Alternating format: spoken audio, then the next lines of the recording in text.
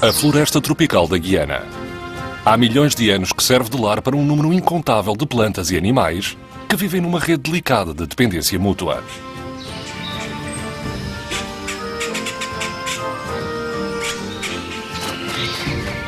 Mas este é um paraíso ameaçado.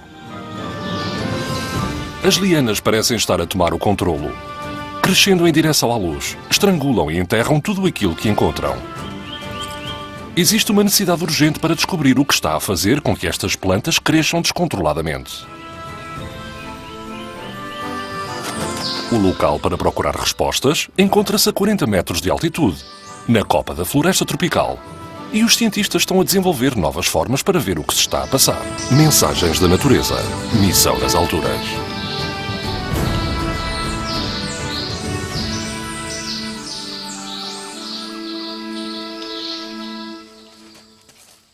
As lianas foram sempre símbolos da selva.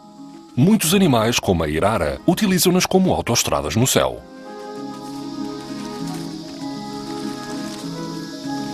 À primeira vista, as lianas parecem deambular sem rumo. Mas ele existe. Para cima, sempre para cima, em direção à luz. Só ao sol é que conseguem desenvolver folhas e frutos. Mais abaixo, são apenas troncos castanhos e despidos. As lianas evoluíram especializando-se em crescimento rápido, sem criar um tronco demasiado pesado que as impeça de continuar a crescer. Como tal, precisam de apoio das suas rivais, as árvores.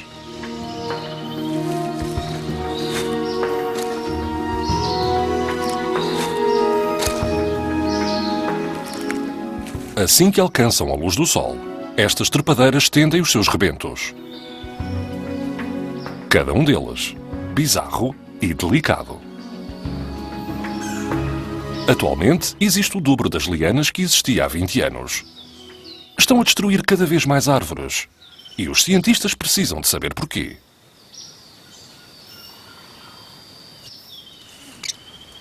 Há 3 anos, Jörg Salzer veio até aqui em busca de respostas. E para encontrá-las, precisa de correr alguns riscos. Para avaliar a alteração no relacionamento entre as lianas e as árvores, Salzer tem de colher folhas, flores e frutos, especialmente das lianas, que crescem nas extremidades da copa das árvores.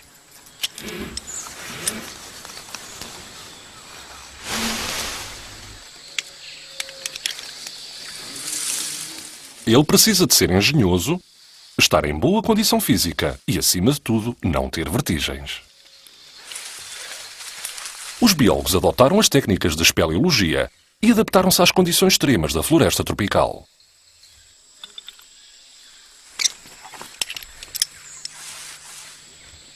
Hora após hora, Salzer anda suspenso no seu laboratório ao ar livre.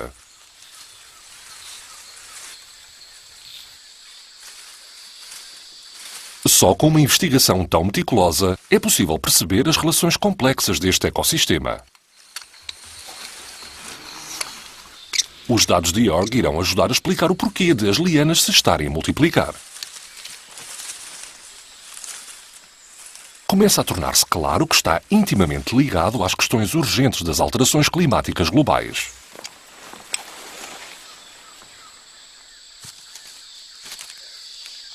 Para além de apanhar folhas, Jörg instala sensores de luz. Estes pequenos aparelhos medem a quantidade de luz absorvida pelas folhas durante o decorrer do dia. Luz, que é o motor do crescimento das plantas.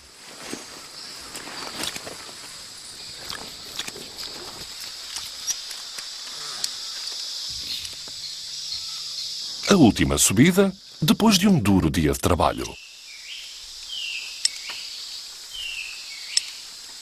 A casa na árvore serve de lar e escritório. Tudo isto num espaço reduzido. É aqui que Jörg separa e cataloga o material recolhido. Identifica as amostras, registra o seu tamanho com o scanner e guarda-as para análise no laboratório.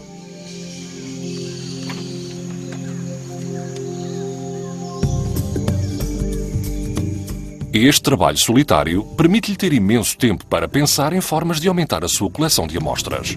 A escalada é uma tarefa cansativa, morosa e ineficiente. Os estudos de York são coordenados pelo professor Marian Kazda, do Instituto de Botânica e Ecologia Sistemática da Universidade de Ulm, na Alemanha. Kazda está a investigar o aumento do crescimento de lianas nas florestas tropicais de todo o mundo. E não há uma forma rápida de o fazer.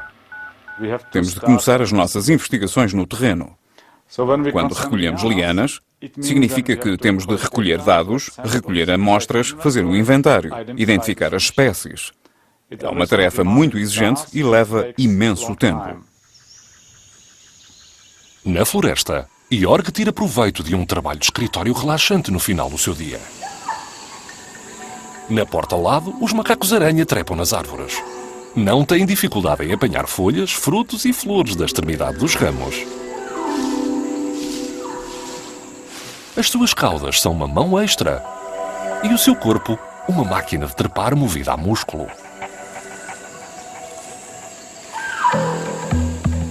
É o tipo de liberdade de movimentos com que Jorg tem sonhado muitas vezes.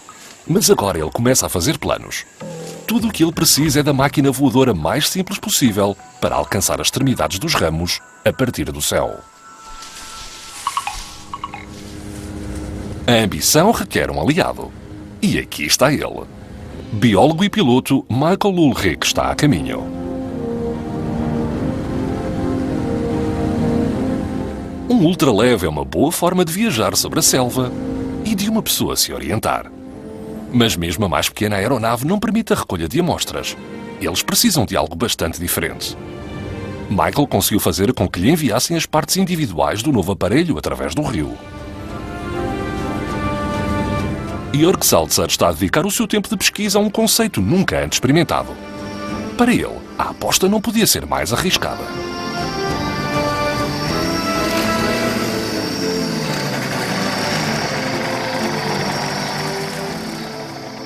É um alívio ver Michael são e salvo.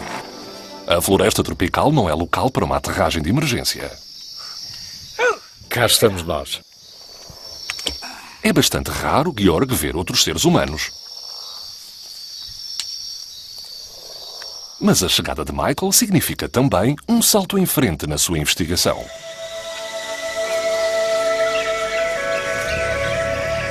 O rio Burro-Burro é a fronteira natural da secção da floresta de York. Na época seca, atrai a vida selvagem da região como que por artes mágicas. As aves, em particular, encontram uma grande abundância de alimento nas suas margens. O rio é a única via de acesso ao próximo povoado.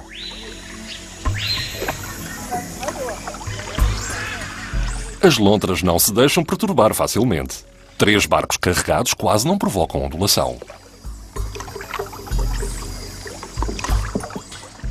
As lontras gigantes são curiosas e não tímidas.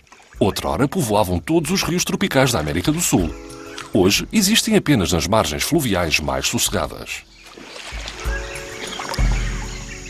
O tapir ainda parece estar ensonado.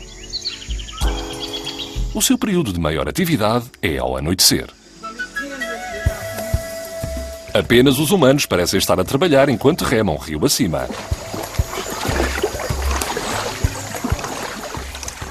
A capivara desimpede-lhes o caminho.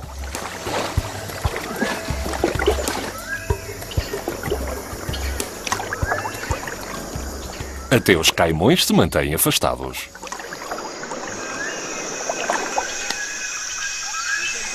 Na margem do rio, a espera é longa.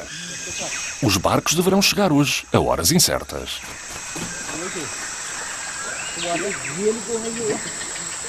Ao início da tarde, eis que chega finalmente o primeiro carregamento. Hi. Nice to see you. Nice to see you. You guys doing? A espera terminou e o trabalho começa.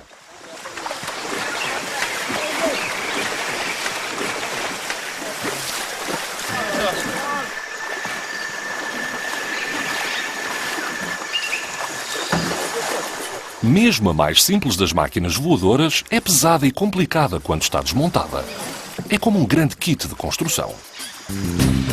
76 garrafas de oxigênio para começar, cada uma pesando 80 kg, o que corresponde a uma carga de 7 toneladas para algo que supostamente deveria ser mais leve do que o ar.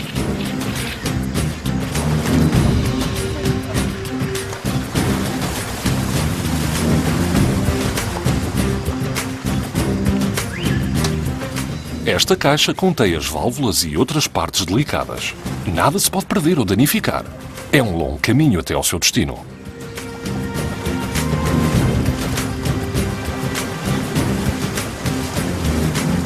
À medida que a equipa descarrega cada vez mais garrafas de gás e as transporta para a floresta, Michael já se encarregou de montar a parte do sistema que ele mais gosta. Vai testar o motor.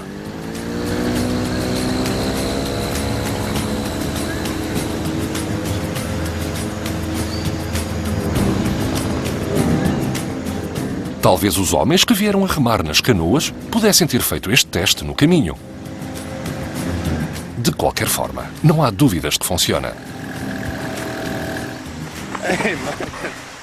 Come up. Absolutamente incrível. Anda daí.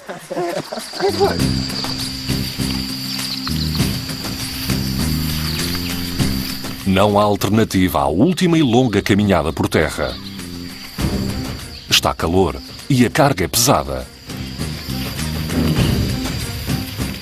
Mas eles têm de alcançar uma clareira para construir a aeronave.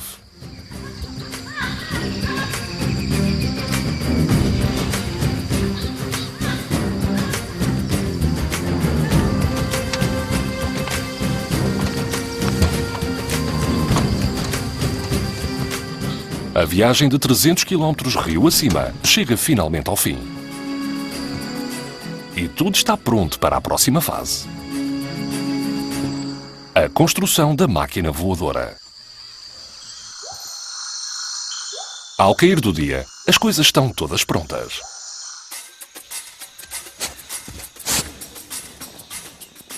Primeiro, enchem-se os sacos de areia, os pesos que irão impedir o balão de voar para longe. I need to mount it, yes.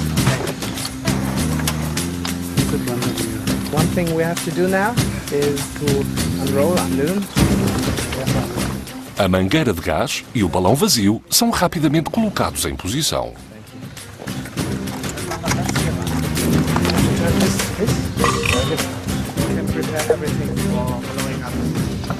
Está na hora de abrir os tanques de hélio.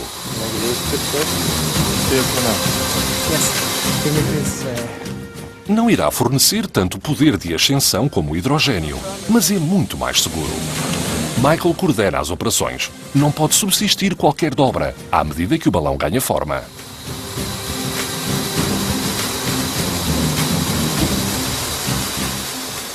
Seis horas e 30 garrafas de gás depois, já parece um balão a sério.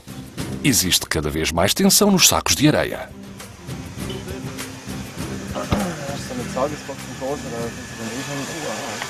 Finalmente, aqui está ele.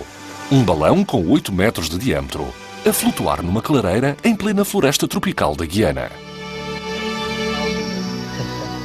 York espera que ele o venha a ajudar a recolher mais folhas, cobrindo uma área maior e de forma mais rápida do que com o equipamento de espeleologia que tem usado até aqui. Come on, you're lost! You're lost! Feathers!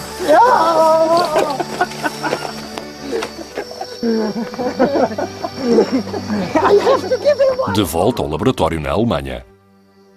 Também o professor Kazda está entusiasmado com o potencial do sistema. Os investigadores tentavam de tudo para conseguir chegar ao cimo das árvores. Usavam cordas e roldanas, construíam pontes nas alturas, utilizavam dirigíveis com colchões insufláveis por baixo, só para chegarem lá acima. Mas estas abordagens são muito exigentes, muito caras e trabalhosas. E, de certa forma, estão limitadas a áreas muito pequenas. Por isso, com um balão pequeno, podemos resolver os nossos problemas de pesquisa ou problemas técnicos para chegar lá acima. E será um grande alívio se nos puder ajudar nessa tarefa. Durante a noite, a copa da floresta tropical encontra-se viva com animais pouco comuns. Apesar das suas garras, a preguiça de 2 dedos é uma das criaturas mais pacíficas da Terra. Alimenta-se apenas de folhas e flores. Durante o dia, dorme enrolada numa bola, praticamente invisível entre o verde das árvores e das trepadeiras. O tamanduá É um papa-formigas. É um hábil trepador, sempre à procura de formigas arborícolas.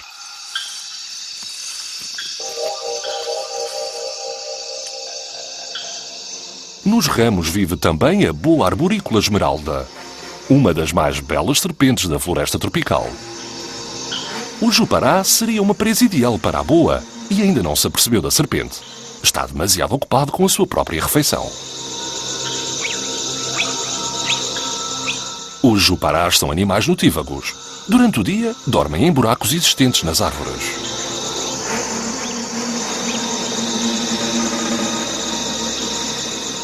Utiliza o caule estreito da liana como uma escada de corda.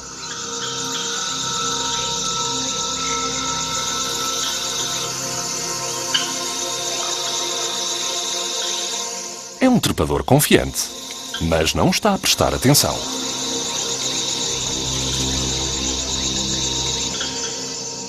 Ou melhor, está distraído com outra coisa qualquer. Algo que não lhe é familiar.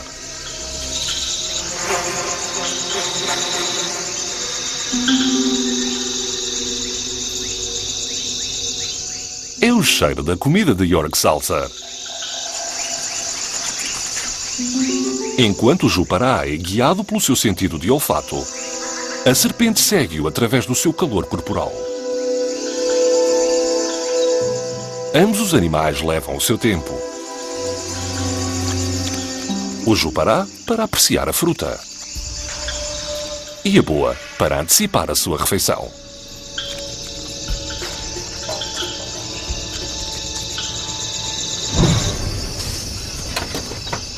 Quem não gosta nada do drama é Jörg e Michael.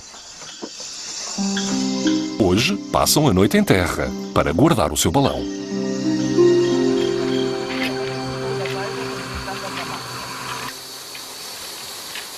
O primeiro voo de teste tem de ser realizado ao despontar do sol, quando o ar está menos agitado. O assento de Jörg já se encontra instalado.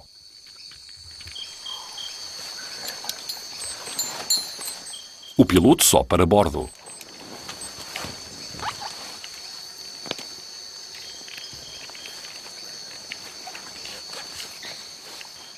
É muito mais confortável do que um arnés de espeleologia. Está na altura de equilibrar o balão. Os sacos de areia são retirados ou reposicionados para compensar o peso de Jörg, para garantir que o balão sobe suavemente e na vertical.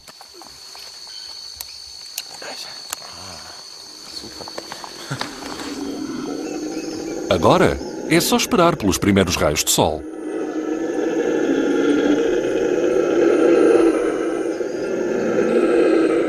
Nos trópicos, a manhã é sempre a altura mais calma do dia. O telhado verde da floresta é agitado por uma brisa leve. O tempo perfeito para aves e balões voarem.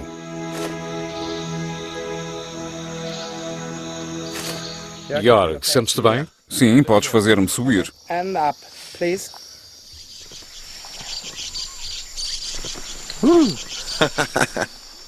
Boa sorte. Yeah, runs. Funciona. Lindo. Cá vamos nós. Para o caso da distribuição de peso não ter sido perfeita, o balão continua amarrado por várias cordas que têm de ser todas largadas ao mesmo tempo. Em terra, a equipa empurra o balão em direção à floresta e fixa-o a uma corda de direção que oferece a Jörg segurança e liberdade de movimentos num raio de vários metros em qualquer direção. As outras cordas são finalmente libertadas e Jörg flutua silenciosamente para cima, aproximando-se das lianas, tal como ele desejava. Não tarda em ver coisas que nunca tinha visto antes.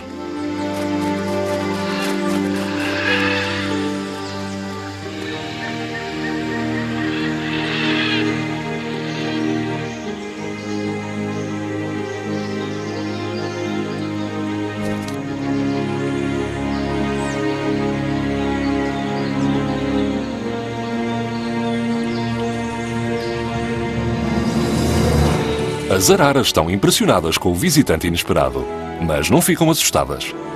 São aves altamente inteligentes que vivem em grupos familiares com os seus parceiros e crias.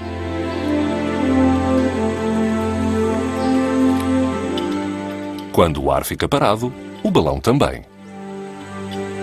Uma oportunidade para Jorg detectar esta iguana verde camuflada a aquecer-se ao sol. Alguns metros mais abaixo, um beija-flor a bebericar néctar de uma flor de liana. No chão, Michael está satisfeito. Ele faz sinal para trazer o balão para baixo.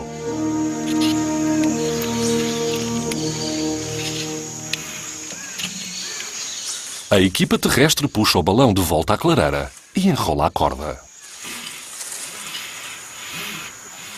O primeiro voo de teste foi um sucesso técnico. Jorg Salser está inebriado com a experiência. Bem-vindo de volta à Terra. Foi incrível. Gostaste? Sim, foi perfeito. Amanhã ainda vai a meio. Está na altura de os cientistas reabastecerem-se de mantimentos na aldeia índia mais próxima. Eles não estão sozinhos no ambiente sombrio permanente do chão da floresta. O chão da floresta é extremamente escasso em alimentos. Se os frutos e as folhas não caíssem da copa, muitas das espécies que vivem no solo não poderiam sobreviver.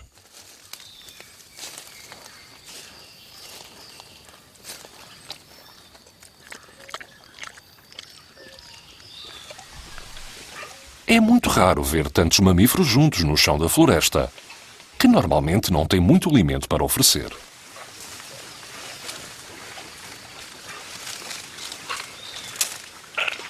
Para além dos pecaris, a maior parte dos animais que aqui vive anda sozinha. O mundo das plantas também participa numa constante luta pelas limitadas fontes de alimento, neste caso, pela luz. O crescimento vertical rápido é a chave para a sobrevivência, fator que favorece as lianas. Elas especializaram-se na transformação de nutrientes em crescimento. E existem animais diferentes que usam as raízes das lianas como esconderijo, autoestrada ou campo de batalha.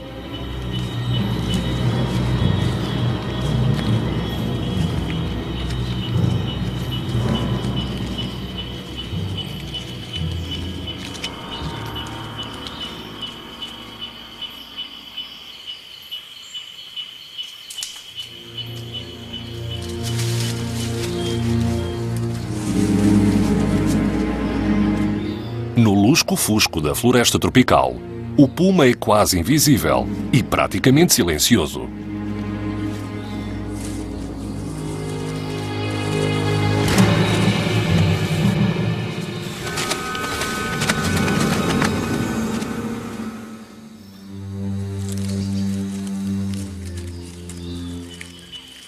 Jorg e Michael entram numa clareira. Jorg percebe de imediato que está repleta de árvores jovens e de rápido crescimento, as cecrópias. Não se avista uma única liana por perto. Isto porque as cecrópias têm uma estratégia para se defenderem contra as lianas.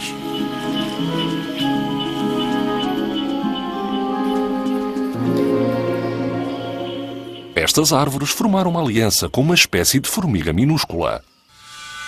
As cecrópias oferecem um lar e alimento às formigas e, em troca, as formigas protegem-nas.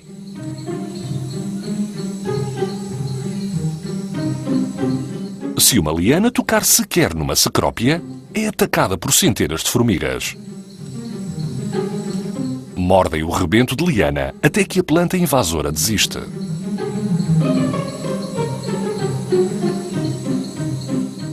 A árvore dá às formigas um local onde podem construir o ninho.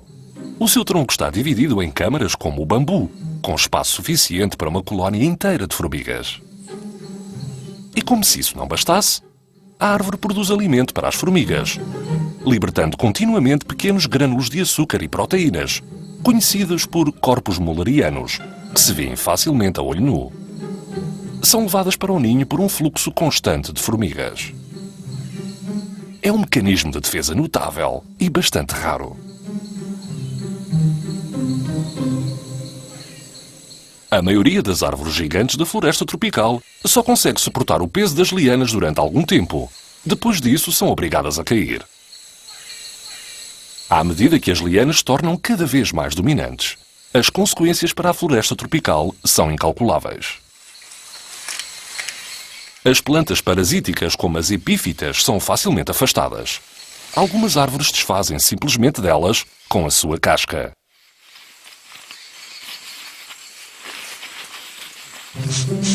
O papa-formiga gigante vive em campo aberto. O seu focinho longo e desprovido de dentes suga formigas e térmitas. É um dos mamíferos mais antigos do mundo e um habitante familiar das estepes da América do Sul.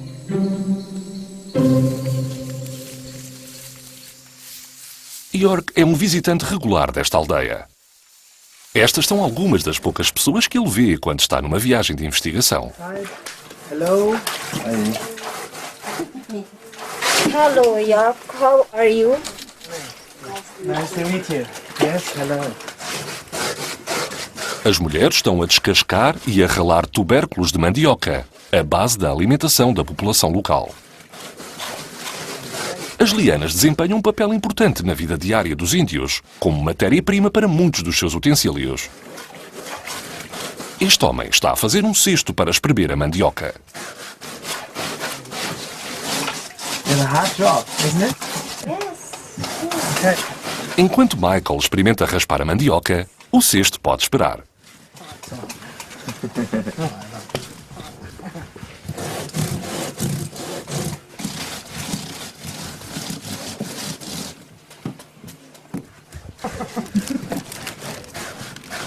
A última volta e está pronto para ser usado.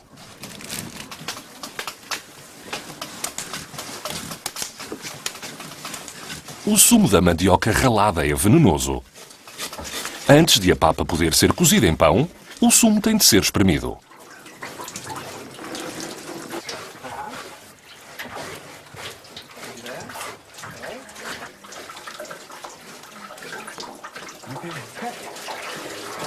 É simples, mas eficaz. O ácido cianídrico venenoso é removido, deixando para trás as fibras comestíveis. As mulheres prepararam frutos e vegetais para York. Colocam-nos dentro de um arashi, uma espécie de mochila, também feito de lianas.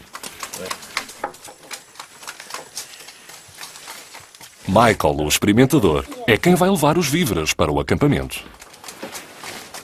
Okay. Bye.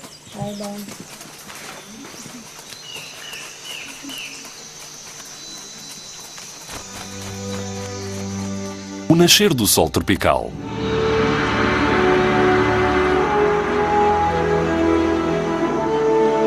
Às 5 da manhã, a luz do dia acorda a floresta.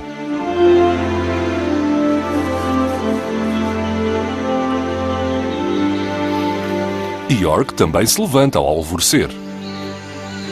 Ao subir de balão, passa por uma variedade indescritível de animais e plantas, ligados entre si num equilíbrio delicado. Um equilíbrio que é tremendamente sensível à mudança. As lianas têm um aspecto magnífico aqui em cima. As suas flores e folhas servem de abrigo e alimento para muitas espécies diferentes. Mas o que acontecerá se o seu crescimento desenfreado alterar o equilíbrio destas relações?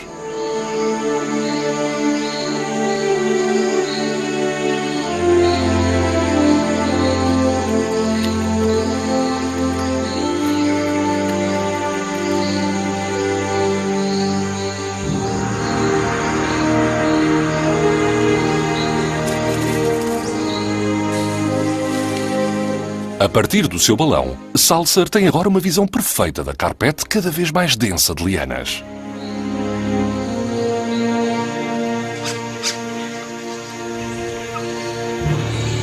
Para os macacos capuchinhos, a propagação de lianas é uma boa notícia.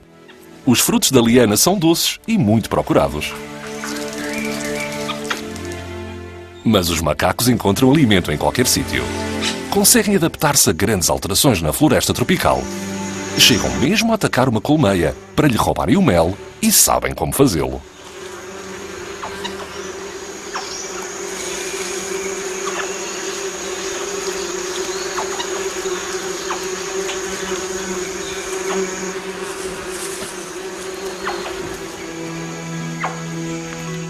Ali perto, um grupo de macacos saqui encontrou uma árvore carregada de fruta. A presença de Jorg não os perturba. Mas quando os macacos capuchinhos se aproximam, o caso muda de figura.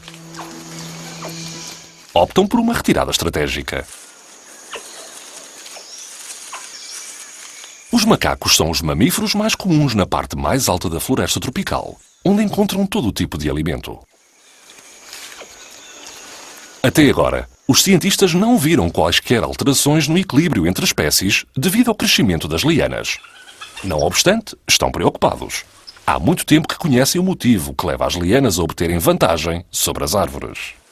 O domínio das lianas nos trópicos prende-se com duas razões. A primeira é a desflorestação em muitas florestas tropicais e a segunda é o aumento nas concentrações de dióxido de carbono.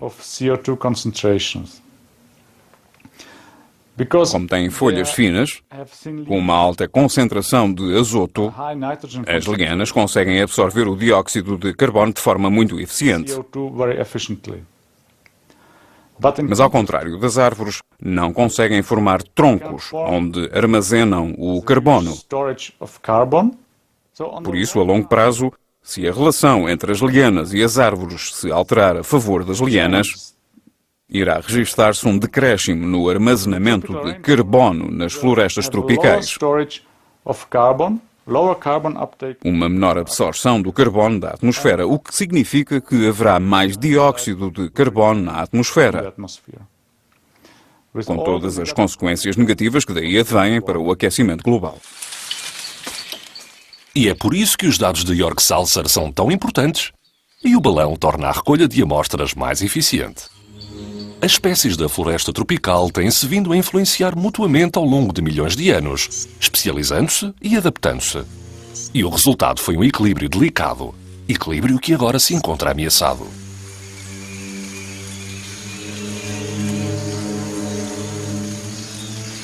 É demasiado cedo para prever como as coisas irão acontecer.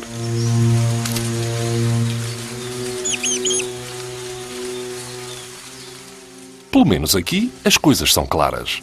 O rato apercebe-se demasiado tarde da presença do seu atacante.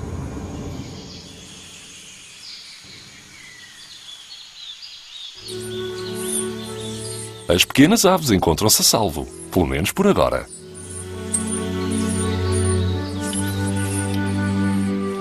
Este é o primeiro dia de trabalho de Jorg com um novo sistema. Não se compara às dificuldades por que passou nos últimos 3 anos. O balão permite um raio de ação muito maior, sem subidas e descidas constantes. As araras preferem as árvores grandes e velhas, onde encontram buracos propícios à procriação. Se as lianas sufocarem as árvores, os papagaios ficarão em desvantagem, tal como os grandes macacos-aranha, que são demasiado pesados para usarem lianas para procurar alimento.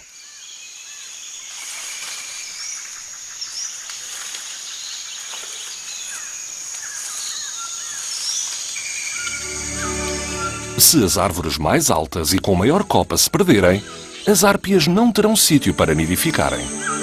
Escolhem sempre as coroas folhosas das árvores mais altas, 30, 40 ou 50 metros acima do solo. Atualmente, as árpias encontram-se apenas nas florestas intactas e o seu número tem vindo a diminuir. As árpias depositam os seus ovos em média apenas uma vez a cada 3 anos. O seu enorme tamanho tem um preço. Um pinto precisa de 2 anos para atingir a idade adulta. A mãe permanece no ninho durante 70 dias. Só então é que ela volta a caçar e ajuda o pai a encontrar alimento para a sua cria.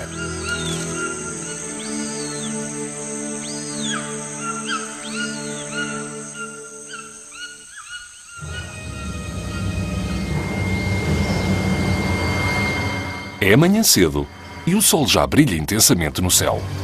Isto cria correntes de ar quente. Como um ar-condicionado atmosférico, elas deslocam o ar para cima e substituem-no com ar mais fresco ao nível do solo. Michael começa a ficar preocupado com o aumento de intensidade do vento. Lá em cima, o vento sopra forte e, à medida que a temperatura vai subindo, o hélio expande-se, fazendo com que o balão tenha mais poder de ascensão, aumentando assim a tensão nas amarras. A situação começa a tornar-se perigosa. Está na hora de puxar o balão para baixo, tarefa que não será fácil, pois o balão oferece uma grande superfície de contacto para o vento.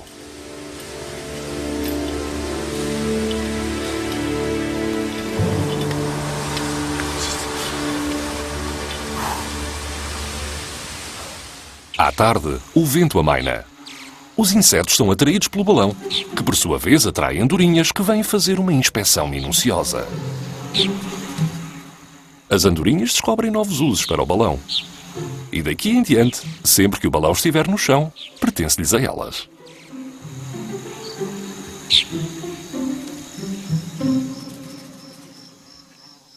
Nos dias que se seguem, a máquina recebe os retoques finais. O motor irá permitir que o balão seja completamente manobrável, fazendo com que York fique muito menos tempo dependente da sua equipa no solo. Parece simples, mas manobrar o balão sempre foi um desafio.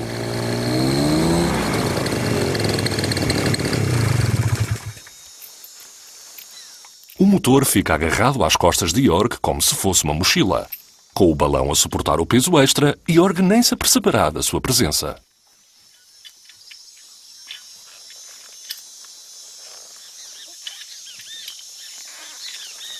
O balão eleva York e o motor sem dificuldade. O motor de 2 tempos irá permitir que York navegue entre a copa das árvores ao longo de mais de 2 horas, a uma velocidade de 6 km/h.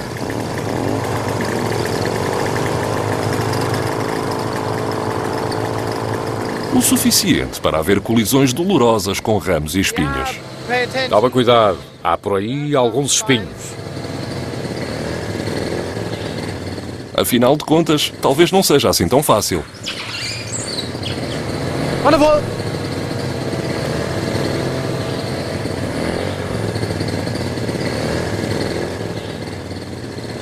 Mas York apanha-lhe o jeito.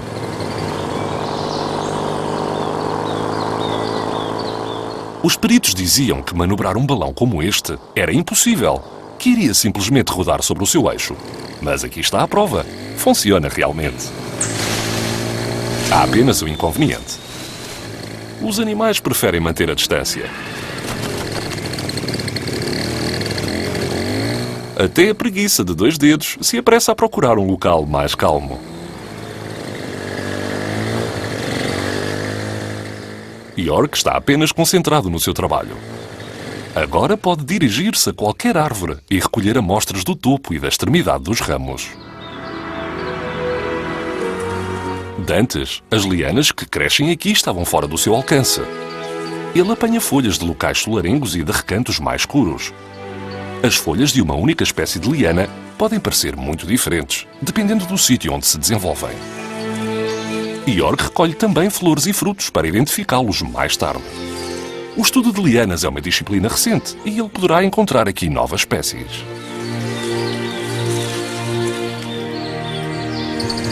O registro da sua distribuição é igualmente vital. Quanto mais informação tivermos acerca da copa, melhor poderemos compreender o fenómeno do aumento de crescimento das lianas. Sabemos que as florestas que possuem mais lianas absorvem uma quantidade consideravelmente inferior de CO2 da atmosfera. O gás de estufa permanece no ar, estimulando ainda mais o crescimento das lianas.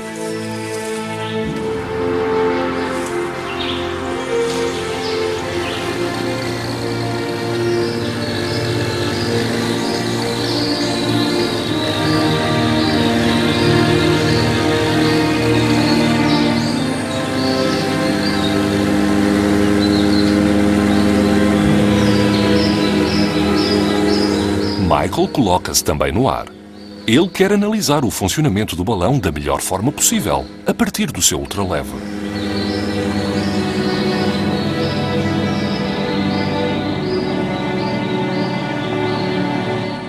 Ao final da tarde, trocam impressões. Julgo que foi um dia produtivo. Sem dúvida. Consegui chegar às plantas que quis. Estão ambos satisfeitos. York com as amostras que recolheu e Michael com o desempenho do balão. Agora é a altura de começar a processar o material que recolheram. Michael está particularmente interessado nos químicos que as lianas contêm. Mas as possibilidades de análise são limitadas na casa da árvore. O máximo que podem fazer é rotular, preparar as amostras e enviá-las. Enquanto Michael corta uma folha de liana, Jorg registra o seu tamanho, utilizando o scanner, antes que elas sequem e mirrem. As amostras são preservadas para análises posteriores.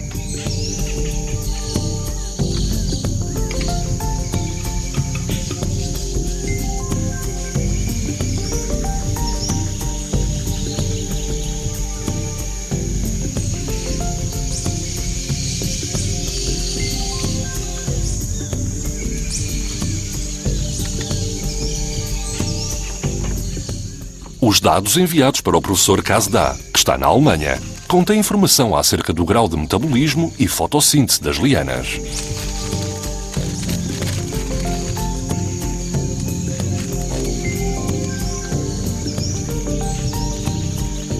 Ao compará-lo com o das árvores, eles poderão chegar a algumas conclusões sobre o extraordinário ritmo de crescimento das lianas.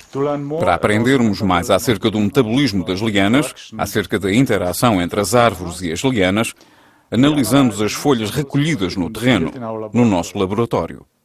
Estamos a utilizar diferentes equipamentos, como um espectrofotómetro de absorção atómica para calcular as concentrações de potássio, cálcio e magnésio, e outros equipamentos para as concentrações de fósforo ou azoto.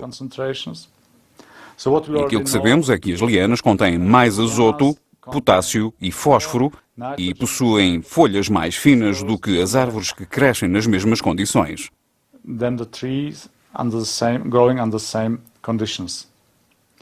E o que é realmente excitante é que estes resultados são consistentes em todos os ecossistemas tropicais e subtropicais que nós investigamos até agora, e em todas as investigações que fizemos na América Latina e em África.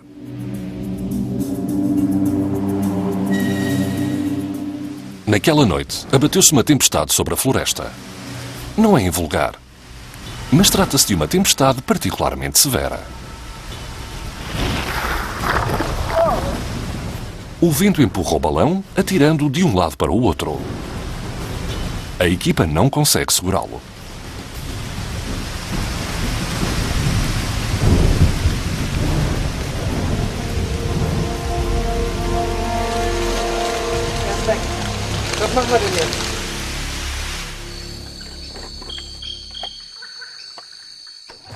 Ao início da manhã seguinte, eles partem num voo à procura dele.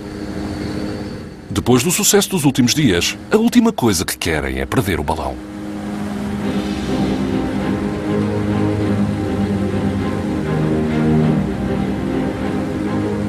Quanto mais alto voarem, mais área de floresta podem cobrir.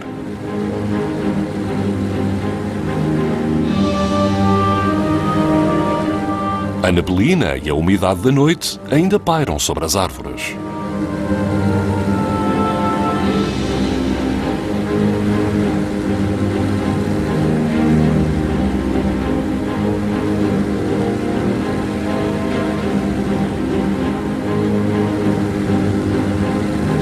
É mais uma oportunidade para ver a superfície acidentada da copa. Montes, vales e ravinas abruptas causadas pelas diferentes alturas das árvores da floresta.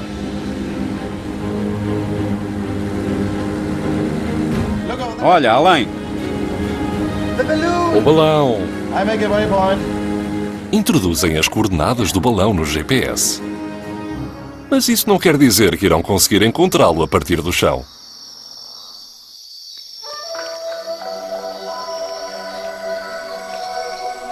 Anthony, um dos membros da equipa terrestre, é o guia. Ele cresceu na floresta tropical e irá encontrar o caminho.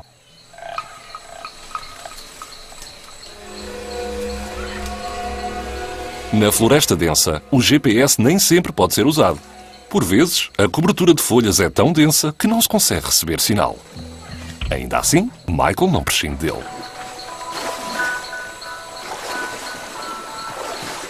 Existem aqui poucos trilhos, e avançar através das zonas com água é a melhor forma de progredir mais rapidamente.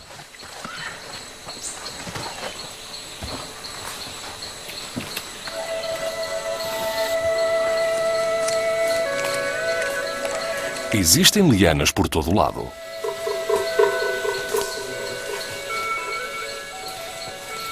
Apoiando todo o peso das suas flores e folhas sobre as árvores.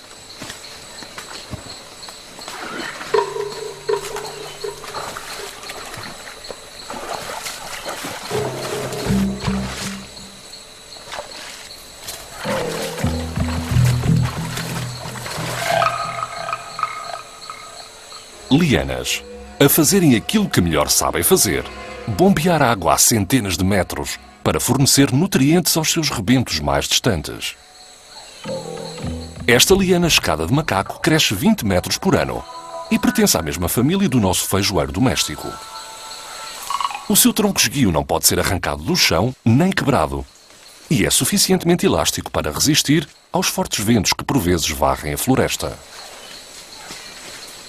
E se a árvore suporte cair, o menor contacto com outra árvore será o suficiente para a liana manter o seu lugar na copa. Estás a ver?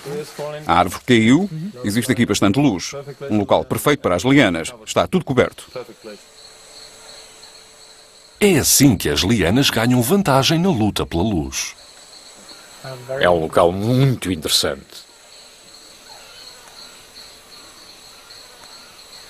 Mas para Anthony, trata-se de algo que ele vê todos os dias e continua em frente. Existem mais de 2000 espécies de lianas em todo o mundo, enrolando-se noutras árvores e a subirem em direção à luz. Ao contrário das orquídeas e das epífitas, as lianas têm as suas raízes no chão, o que lhes dá vantagem durante a época seca, quando têm de procurar por água. Deve estar alguns por aqui. Lá em cima. O balão. Anthony encontra o balão.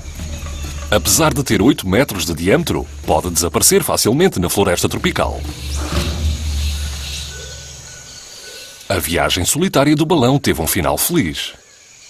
O seu sistema de ancoragem terá de ser melhorado, mas de resto mostrou que tem valor enquanto instrumento de pesquisa e que merece um maior desenvolvimento. A coragem e a criatividade de 2 cientistas tornaram o estudo das lianas muito mais eficaz. Os resultados da sua investigação irão ajudar a esclarecer os segredos da floresta tropical, para compreendermos melhor a sua influência sobre o nosso clima. Versão portuguesa, via satélite.